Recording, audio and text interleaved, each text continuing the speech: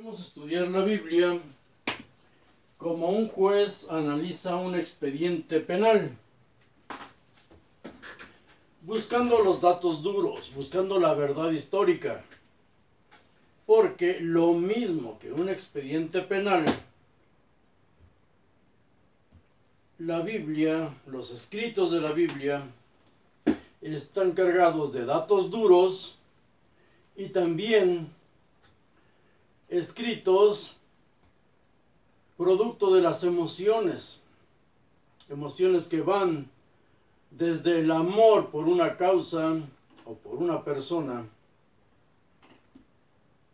intereses, el odio hacia otra persona, el resentimiento, el temor a un castigo, diferentes emociones se van manifestando entre nosotros, entre quienes, escribieron la Biblia y entre nosotros que la leemos, tratando de adecuar todo lo que vemos a lo que ya nos sembraron nuestros padres. La mayoría fantasías, y desde luego las cargamos con emociones en nuestra más tierna infancia. Salir de ello, despertar de ello, es realmente difícil, pero vamos a intentarlo. Vamos a analizar estos relatos porque son realmente interesantes y pueden servir a nuestros hijos, a nuestros nietos, a nuestros alumnos. Uno solo que abra los ojos y ya la generación que sigue va a servirse de esta información que le vamos heredando, que le vamos dejando. Solo analicemos si es válido o no. Y como historiadores, a nosotros lo que nos corresponde es ver qué información es útil, cómo la han manejado estos pueblos, de qué les ha servido, de qué les han servido sus creencias, a dónde los han llevado. Hablamos de las tribus perdidas o maldecidas por su Dios, porque al poner a Jehová como el Dios único, pues ya estamos presumiendo que lo bueno y lo malo que le pase a esas tribus, a ese pueblo y a todo el universo en sí, es obra de él. En lo que sí encontramos en la Biblia, porque muchos hablamos de ella sin leerla siquiera, sin tomarla en cuenta, y ahí debemos tener mucho respeto. Debemos analizar lo que está escrito, analizarlo, sí, para eso estamos aquí. Nos habla de un grupo étnico que se gobierna como puede y tiene conflictos con sus vecinos inmediatos, que son todos prácticamente sus familiares. Ese es el pueblo de Israel y esas son las tribus que estamos analizando ahorita, si existieron. Ahora, su gobierno, al ser nómadas, es animista. Creen deidades del desierto o de la montaña. Cuando tiene roce con grupos que emigran de poblados o ciudades para enfrentarlos, deben unirse. Ahí sí ya deben unirse esos pequeños grupos para defenderse. Toda la familia, sin importar sus rencillas particulares, se unen para enfrentar, como decía el canto de Débora, el grito de guerra contra los poderosos. Y para unirse necesitan un líder y lo encuentran en una mujer, Débora, la madre de Israel, así se le llama, se le conoce, la madre de Israel. Y una bandera deben tener, un escudo o un dios. Y Débora los une en derredor de Yahvé, su dios de la guerra, que lo representan, y tengo una imagen por ahí, la voy a colocar en el siguiente video, de Yahvé sentado exactamente igual como se han encontrado figurillas de Baal. Yahvé y Baal en muchos pasajes de la Biblia son exactamente el mismo ser que gobernaba Israel, entre comillas gobernaba. Ahora, no importaba que no sumaran 12 tribus, pues no era sumar conocimiento, sino hombres armados, valientes y decididos para defender el torito, Yahvé, Era su bandera, como lo fue el águila. El águila para Roma representaba a un dios, Apolo. Aquí el torito representaba al dios de la guerra, de esas tribus. En tiempos de paz los grupos crecen y se dividen cada vez más. Y llega un momento en que para gobernarlos ya no solo se requieren los mitos, sino un grupo armado que los imponga, que los haga respetar, que los haga valer. El profeta Samuel, en este caso, designa un rey, a Saúl. Pero él, el profeta, le escribe las leyes, presumiblemente dictadas por Dios. Por eso se le llama el reino de los cielos. Son las leyes del cielo, dictadas por Dios, por los dioses. Elige a un joven cuyo físico le pareció agradable a Dios. En realidad le parece agradable a este viejito mañoso. La única misión que tenía ese rey era matar a todos los que no se sometieran al profeta. Pero ahí dicen a las leyes de Dios, obvio. Que hablaba siempre en nombre de un Dios y que solo él podía ver y escuchar. Debemos leer cuando conoció Samuel a Saúl y cómo los relatos son como de una telenovela. Se desbarata al ver la figura de este muchacho, de este joven, y se lo lleva a su casa y lo acuesta en su casa. Ahí viene en la Biblia todo eso. Pues bien, cuando ese rey aprendió el truco y pretendió hacerse escuchar por ese Dios, o pretendió que lo escuchaba también, por eso está escrito en la Biblia, también Saúl está entre los profetas, porque el profeta presumiblemente era el único que hablaba con Dios, y si el rey ya se comunicaba con Dios, pues ¿dónde quedaba el profeta? Entonces el profeta encuentra a otro jovencito, a David. Es más pequeño, primero lo mete al gobierno del rey, ya tenía poder, un poder que él mismo le había otorgado ante el pueblo. Entonces tiene que meter a este muchachito con los vicios que ya le había imbuido al rey Saúl, porque le había parecido hermoso a Dios, no al profeta. Por eso digo, debemos leer los relatos. Después los confronta, lo enfrenta contra Saúl. David había sido llevado ante Saúl ¿para qué? Para que lo calmara. Cuando su Dios, Yahvé, Jehová, como le queramos llamar, Yod-Heh-Vav-Heh, viene en hebreo, viene el tetragramatón, pues cuando David fue llevado para que calmara a Saúl, al rey, cuando fuera atacado por espíritus malignos que Yahvé le enviaba. Así lo dice la Biblia. Era su paje. Y luego, cuando Saúl no mata a las personas como a Yahvé le gusta, el profeta designa a David como rey, pero tiene que esconderlo. No puede quitarle el poder abiertamente al rey Saúl. Poder, repito, que él mismo le había dado ante el pueblo. Este ya tenía ejército y riqueza. Entonces tenía que usar la astucia, la inteligencia y las mañas que estos señores les han sobrado siempre. Hay intervalos de paz entre los tres personajes en los que la Biblia dice que profetizaban juntos y desnudos. Ya vimos eso antes y cualquiera lo puede corroborar en la Biblia. Cuando Saúl decide asesinar a David, este huye a refugiarse con los filisteos, seguido por una tribu, la de Judá. A David, la única tribu que lo seguía, y eran unos bandoleros, era la tribu de Judá. Todo esto viene en la Biblia. Y le hace la guerra ¿a quién? Al rey de Israel. El rey de Israel era Saúl.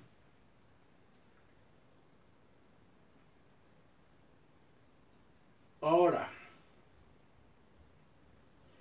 David huye. ¿Y dónde se refugia? Se refugia con los filisteos. Como un guerrillero trabaja para ellos y con ellos hace la guerra contra Israel. Contra Israel. La guerra siempre ha sido entre ellos hasta que logra matarlo. El cuento ese de que David mata a un gigante se cae solo en los mismos relatos bíblicos, pues hay 3 versiones bíblicas diferentes acerca de la muerte de ese gigante. Goliat, en uno lo mata David, supuestamente con una piedra. En otro lo mata un guerrero judío llamado el Hanán o algo así. Y en otro lo mata un familiar de este último. O sea, hay 3 relatos diferentes.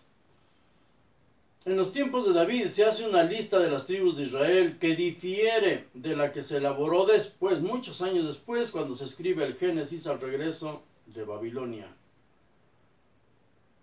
Israel aparece como un reino gobernado teocráticamente, pues fue Samuel quien escribió sus leyes, repito, para Saúl, y cuando los reyes ya hablaban con su Dios directamente, también David presumiblemente hablaba con Dios. Todos profetizaban desnudos, repito, pues ya ellos directamente lo consultaban para todo. Hay relatos donde David pide las piedras, el éfod, se lo pone, consulta el teclado.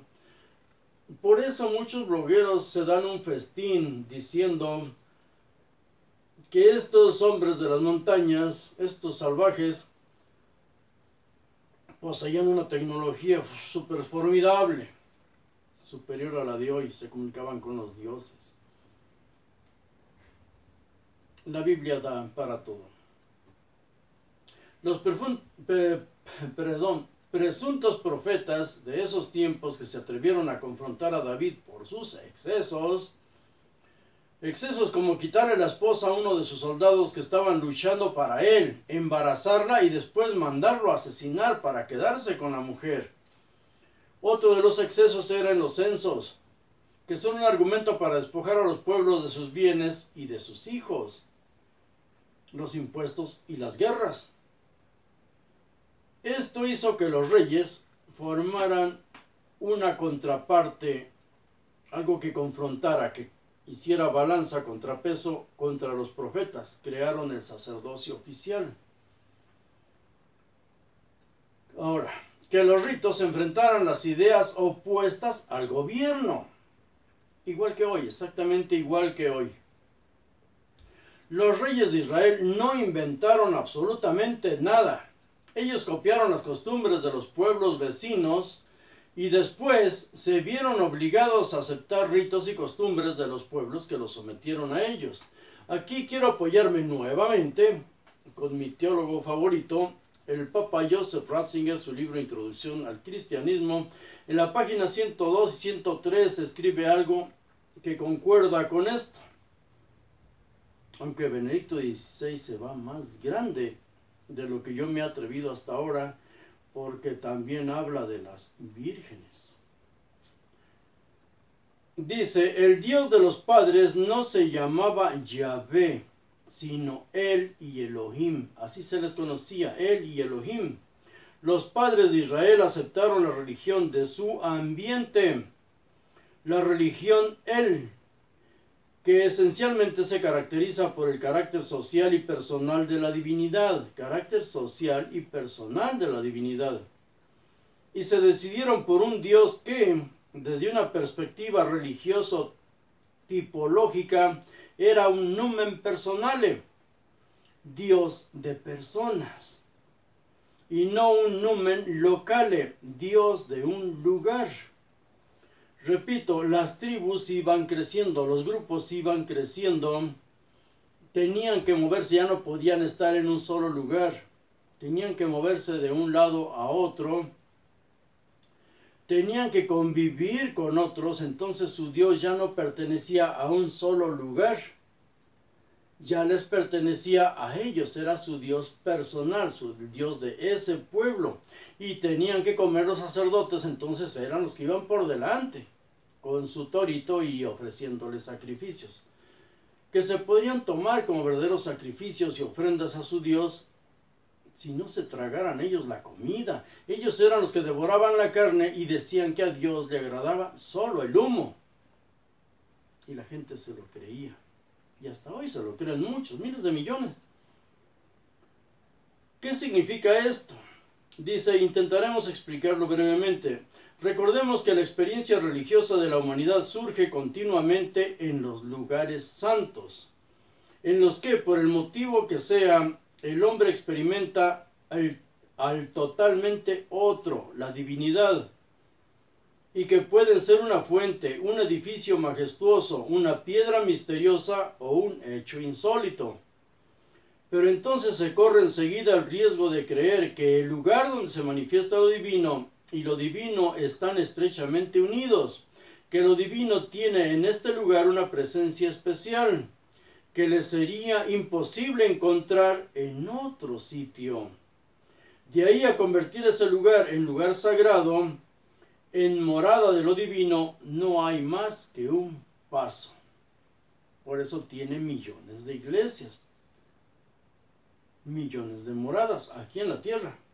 La vinculación de lo divino a un lugar realizada de esta forma lleva por una especie de necesidad interior a multiplicarla. Tiene que hacer infinidad de sucursales.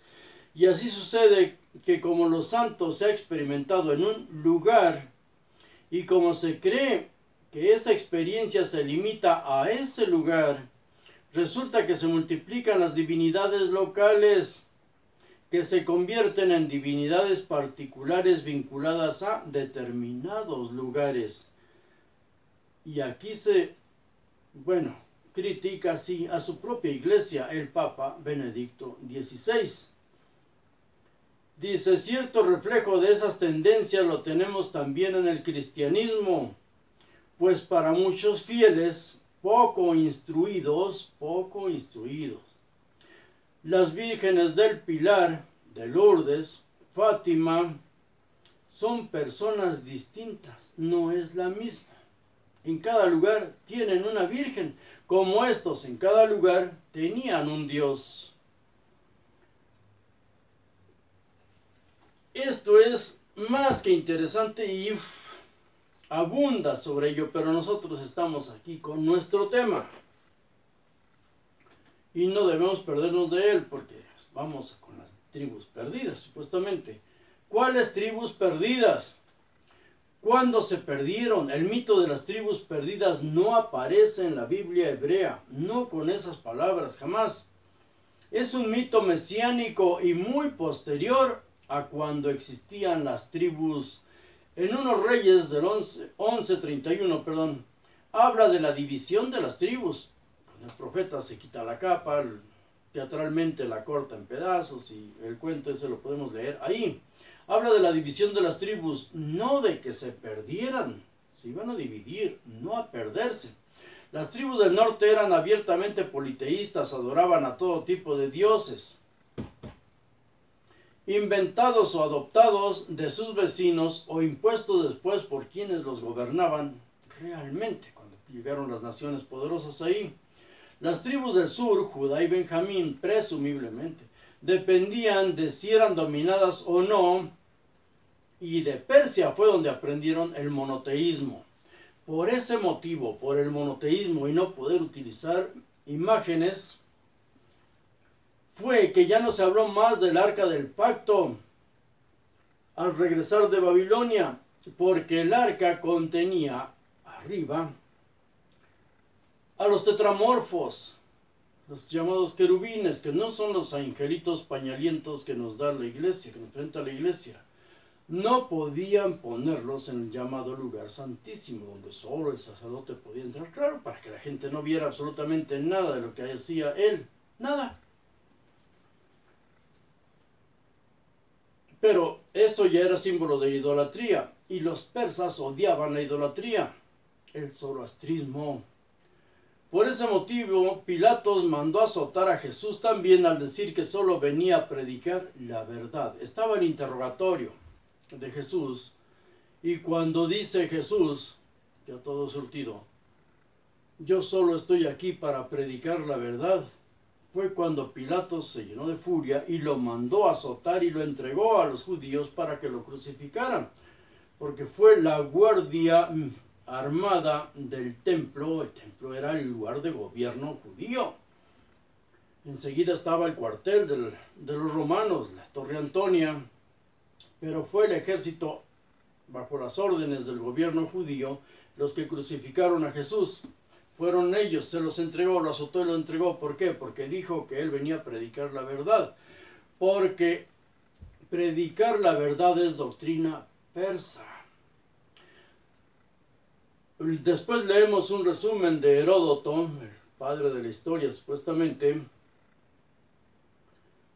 porque ahí dice claramente que a un niño persa se le inculcaban 3 cosas, y solo 3 cosas desde los 7 años de edad en que era instruido hasta el fin de sus días. 1, montar a caballo. 2, disparar con arco. Y 3, decir siempre la verdad. Entonces él se estaba identificando con los persas, los partos en estos tiempos ya se llamaban así, pero enemigos siempre de Roma a muerte. Pues bien, los levitas, que eran egipcios, son un tema aparte. En Crónicas del 15 al 9, dice ahí, miembros de Efraín, Manasés y Simón huyeron a Judá, y se presume que fue del 911 a 870 antes de nuestra era.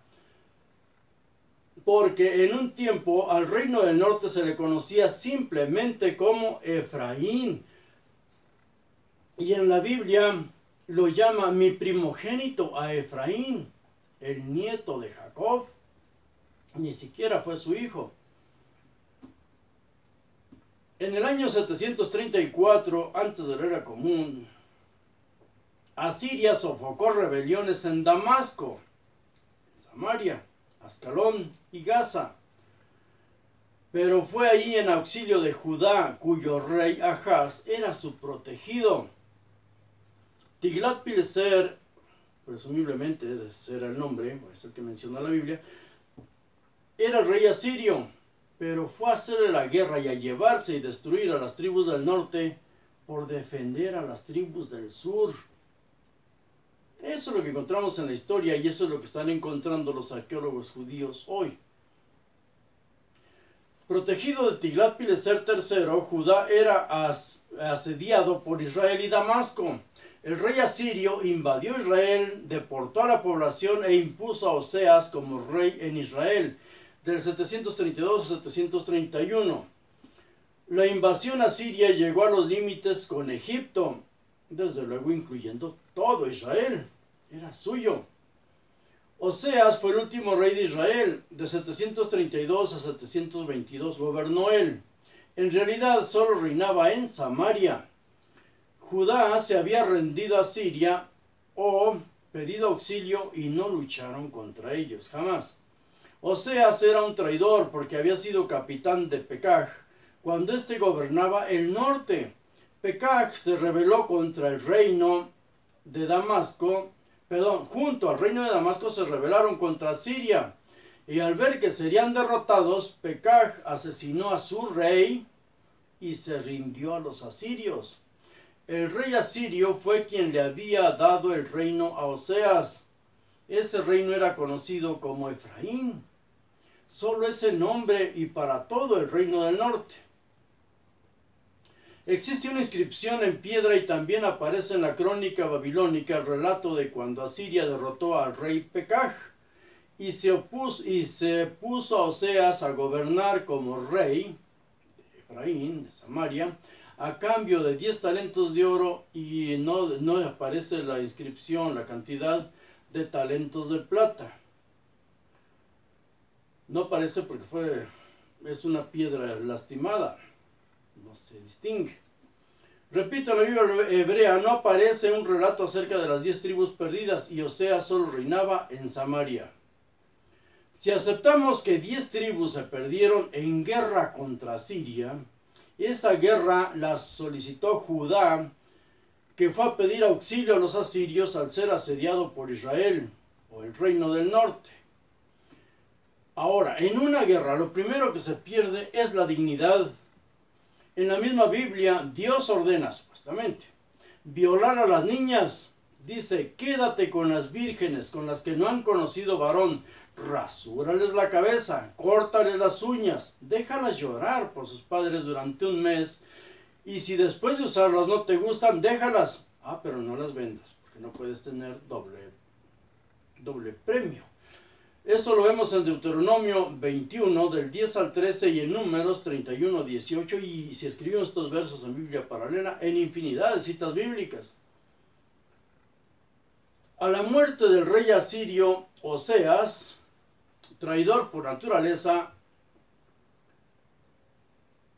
Oseas buscó una alianza con el rey de Egipto, pero Salmanasar V, ahora rey asirio, hijo de Tiglat-Pileser III, capturó a Oseas. Salmanasar V capturó a Oseas, mató a sus hijos frente a él, le sacó después los ojos y se lo llevó a Siria. Samaria fue poblada con arameos y caldeos, llamados después samaritanos. Por eso Jesús prohíbe que entren sus seguidores en tierra de samaritanos. Recordemos siempre que los relatos de los profetas son dulzones y muy tendenciosos, nada que ver con la historia que hoy se va descubriendo. En el año 722 o 721, pero vemos ese relato en 2 Reyes 17:6. Dice, en el año 9 de Oseas, el rey de Asiria tomó Samaria y llevó cautivo a Israel, en la tierra de los medos, el imperio medo-persa. Pero como ponen al Dios de la Biblia como todopoderoso, se le atribuye todo lo que le pase a su herencia que fue recibida de manos del Altísimo. Todas las derrotas que sufre su pueblo se escriben como castigos otorgados por ese Dios. Hay que leer todo el capítulo 7 de Isaías, sobre todo el versículo 2, donde menciona a Efraín y no a Israel. El versículo 20, donde el tierno Dios dice, en aquel día, con navaja alquilada en las regiones más allá del Éufrates, esto es, con el rey de Asiria, les rasuraré la cabeza, la barba y los genitales. Sí, dice genitales, pero viene la palabra regel. Y regel es un sustantivo femenino. Este Dios sí es barbaján, es un grosero. El odio de ese presunto Dios por ese pueblo pobre se refleja más que en otro escrito en el Salmo 106. En el versículo 23 nos relata que Moisés los salvó de que los destruyera.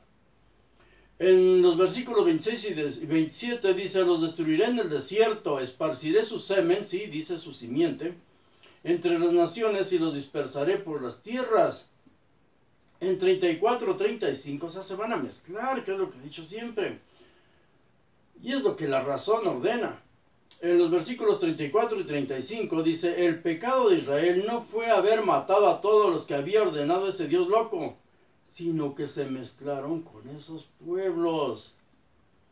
Desde luego, Dios aquí no tiene nada que ver. Son los viejos mañosos, son los profetas, son los sacerdotes, son todo aquel que escribe esto y se ha valido entonces y ahora de la religión para gobernar. Todavía hay naciones bajo gobierno religioso. En el versículo 37 de ese Salmo 106, dice, sacrificaron sus hijos a otros dioses. En el versículo 40, dice, Yahvé aborreció su heredad.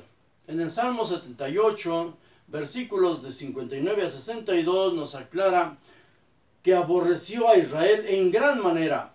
En Jueces, el primer libro que se escribe de la Biblia, capítulo 2, versículos del 14 a 20, dice, Yahvé los entregó en manos de salteadores y los vendió a sus enemigos. Pero esto es solo el principio de las maldiciones que presumiblemente ese Dios otorga a su herencia, como expresa Mario Sabán en sus libros y también en las conferencias que da. Ese Dios, el Dios de los judíos, las que no gana, las empata. Porque cuando pierde o le va mal a su pueblo, siempre los culpa por sus pecados. Algunos gobiernos de hoy hacen lo mismo. Culpan al pueblo de lo que no pueden resolver. Ahora, debemos analizar toda esta información y ahondar en ella. No se perdió ninguna tribu. Y si se hubiera perdido, analicemos ubicados en los tiempos, si se hubiera perdido necesitando con ello un caudillo que las rescatara y las devolviera a su tierra, pues está el Mesías más loado por todos los judíos en sus escritos. Los más grandes profetas se llenaron la boca adulando a Ciro, el rey persa. Esas tribus perdidas, si se hubieran perdido, tuvieron su Mesías, tuvieron su Salvador, el que se los llevó con ellos, o los regresó, como dicen algunos. 500 años antes de Jesús, esas tribus, todo Israel que estaba en Babilonia, no necesitaba ya ningún Salvador. Para eso, según la Biblia, apareció Ciro, el rey persa. Él les dio la libertad para esclavizarlos él después. Pero eso es una historia que vamos a ver más adelante.